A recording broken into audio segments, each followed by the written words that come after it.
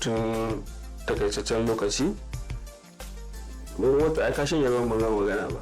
Barkan mu da dawowa hutun cin abinci. Hutun abinci? Ai abinci muka je muka haka ne tunda abinci aka ci. Alright, me zaka ce masoyanka na Rakiya? Gaskiya ba abin da zan ce masoyana sai dai godiya. Allah ya saka da alkhairi yanda ina ɗora bidiyo zan ga ana bibiya.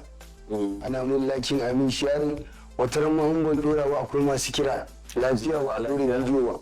Kaga ba abin da zan ce masoyana sai dai godiya. Allah ya saka da alheri. Allah ya zumunci. Sosai. Magiyan ga kuma fa da ba su so su da abinci. Suna Allah ya ƙara musu lafiya. Shi ta gani na ina karo da kaza. Alright. My name is Onabi Doto. Sai mu ƙara ka sake kasancewa da ku a cikin shirinmu na Arewa 101 da yana zuwa muku akan kafafen sada zumunta masu suna Gamji 360.